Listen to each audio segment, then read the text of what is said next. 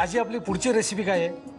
आता एक केळ्याचा गोड पदार्थ. केळ्याचा गोड पदार्थ हा, आहे. पण आमच्या कारवारी भाषेत त्याला मुळकं म्हणतात. मुळकं हे सुद्धा पारंपरिक पदार्थ आहे. हा, हे तुमच्या लहानपणापासून हो तुम्ही हो, खाता? आमच्या आजी पणजी सगळ्यांनी केलेलाच पदार्थ आहे. बरं बरं. मला साहित्य सांगता काय काय आहे? हा, केळी हा महत्वाचा घटक. बरं. आणि ती पिकलेली हवीत. हा हो हो. हा, बऱ्याच वेळा घरात केळी आणलेली असतात, ती काळसर साल दिसायला लागली की कोणी खायला तयार नसतं. अशा वेळी हा पदार्थ करावा. बरं.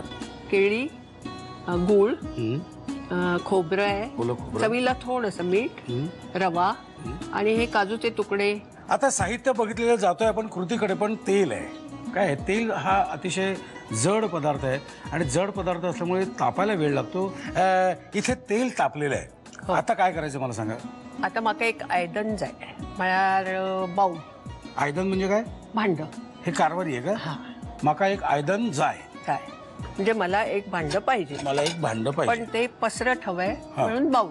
Okay okay. आता काय करायचं? आता मी आधी हे केळं याच्यात कुस्करून घेते.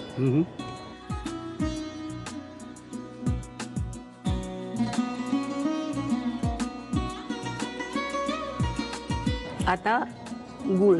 गुळ घालू? हा, काय असतं एक एकदा केळी पिकलेली खूप गोड असतात. अशा वेळी जरा गुळ कमी लागतो, त्यामुळे तो जरा थोडा अंदाजाने. याला साधारण 1 वाटी रवा आहे ना, तर अर्धी वाटी गुळ लागेल.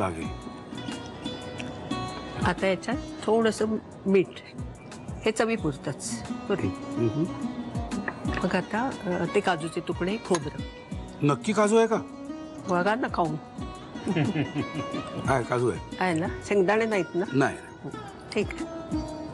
आता खोबरं. हे झालं. आता हे घाल. आता रवा घाला. ओके. घाल. आता ही मुळकं डायरेक्ट कढईत घालून तळायची. बरं. आता हे एक एक छोटे छोटे गोळे करायचे.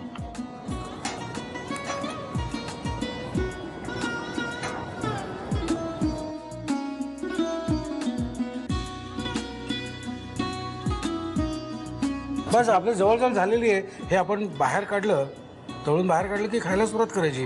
फक्त जीभ सांभाळा, काय गरमागरम खाऊ नका, आहे की नाही? पण गरम गरम असताना तुम्ही लिहून घ्या साहित्य आणि कृती. केळ्याची मुरकं बनवण्यासाठी लागणारं साहित्य: पिकलेली केळी, गूळ, ओलं खोबरं, रवा, काजूचे तुकडे आणि मीठ. कृती: प्रथम एका बाउल मध्ये केळं कुस्करून त्यामध्ये गूळ एकजीव करून घ्यावा. त्यामध्ये मीठ, काजूचे तुकडे, ओलं खोबरं आणि रवा घालून मिश्रण घट्टसर मळून घ्यावं. केळ्याची मुरकं खरपूस तळून घ्यावीत.